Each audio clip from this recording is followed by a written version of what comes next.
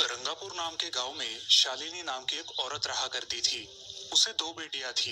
एक का नाम था शिवानी और दूसरी का सुहानी। शिवानी जब छोटी थी तब उसकी माँ गुजर गई थी, जिसके कारण उसके पिता रघु ने दूसरी शादी कर ली। मगर उनका भी कुछ सालों में बीमारी की वजह से देहांत हो गया और इसी वजह से शिवानी के मन में उसकी माँ और बहन के प्रति प्रेम उत्पन्न नहीं हो पाया। शिवानी और सुहानी में हमेशा झगड़ा हुआ करता था। दोनों भी बहनें एक दूसरे से कभी प्यार से बात नहीं करती थी। शालिनी ये सब देख बड़ी चिंता में रहा करती थी।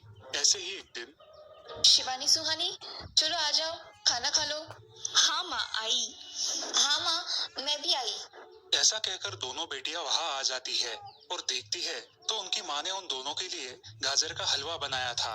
वो देख सुहानी और शिवानी बहुत खुश हो जाती है। माँ, तुमने ये हलवा मेरे लिए बनाया है? मुझे बहुत पसंद है। मुझे पता है कि मेरी दोनों बेटियों को हलवा कितना पसंद है, इसीलिए तो मैंने तुम दोनों के लिए हलवा बनाया है। और मेरे लिए माँ?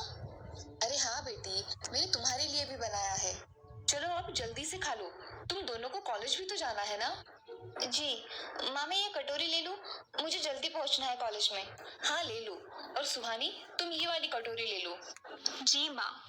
दोनों भी हलवा खाती है और एक दूसरे की ओर बहुत गुस्से से देखकर वहां से चली जाती है। वो दोनों भी कॉलेज में एक साथ पढ़ा करती थी।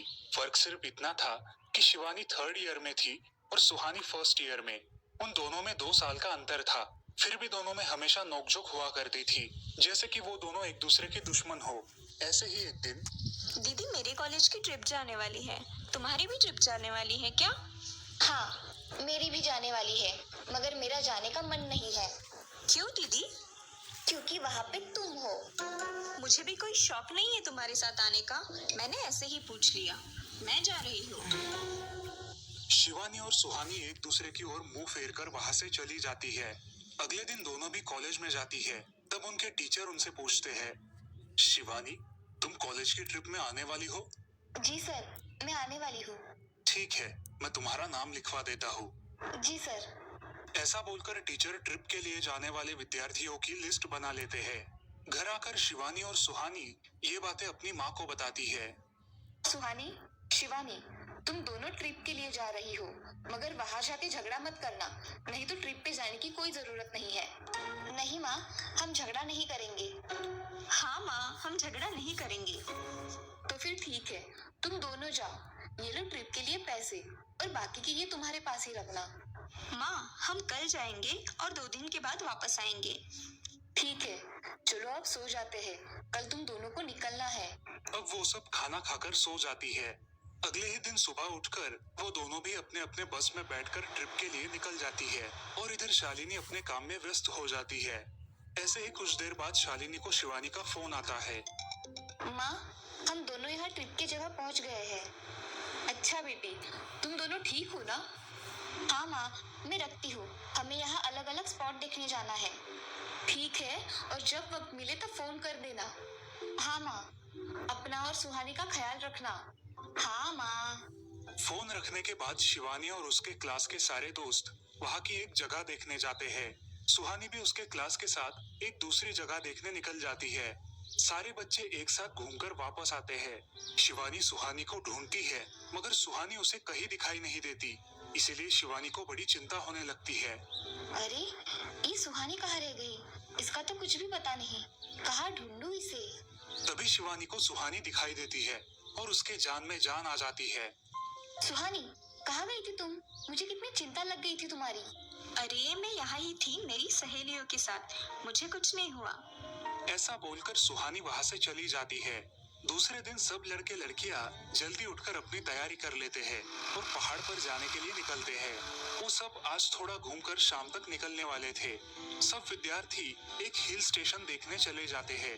शाम होने तक उस पहाड़ी का मजा उठाते हैं, लेकिन सुहानी बिना किसी को बताए उस पहाड़ी के एक अनजान हिस्से में चली जाती है। वहाँ का मनमोहक दृश्य देखते देखते गलती से उसका पैर फिसल जाता है और वो वहाँ से नीचे गिर जाती है। शाम हो जाने के कारण सभी विद्यार्थी वहाँ से निकलने लगते हैं और यहाँ सुहानी एक पेड़ के सहारे उस पहाड़ी की चोटी पर लटकी रहती है।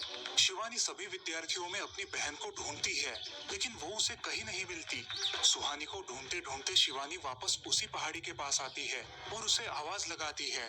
सुहानी, सुहानी कहाँ हो तुम? दीदी मैं यहाँ हूँ, बचाओ मुझे, मैं यहाँ हूँ। सुहानी की आवाज की ओर जाते ही उसे पता चलता है कि सुहानी पहाड़ी पर लटकी है। ये सब देखकर शिवानी बहुत घबरा जाती है।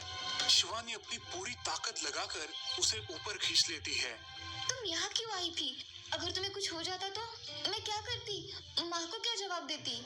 दीदी मेरा पैर फिसल कर मैं वहाँ गिर गई। मैंने बहुत आवाज दी मगर मेरी आवाज किसी ने नहीं सुनी। तुम ढूंढती हुई आई और मुझे बचा लिया। तुम दुनिया की बेस्ट दीदी हो। हाँ सुहानी, चलो अब घर जाने के लिए देर हो जाएगी, बस निकल जाएगी। सुहानी को ऊपर खींचते वक्त शिवानी के हाथ पर बहुत सारे जख्म हो गए थे, इसलिए सुहानी अपनी ओढ़नी फाड़कर उसके हाथ पे बांध देती है और अब वो दोनों बस के पास चले जाते हैं। क्या हुआ है शिवानी? हाथ से खून बह रहा है तुम्हारे? कुछ नहीं सर, मैं वहाँ पे गिर गई थी, अब मैं ठीक हूँ। टीचर और सारे छात्र गाड़ी में बैठकर घर जाने के लिए निकलते हैं। घर आने के बाद शिवानी सारी हकीकत अपनी माँ को बताती है और वो सब सुनकर माँ दोनों को गले लगाकर रोने लगती है। तुम दोनों एक दूसरे के साथ होते हो, इसीलिए मुझे कोई टेंशन नहीं रहता, मगर मेरी बच्चियों खुद का भी ख्याल रखा करो।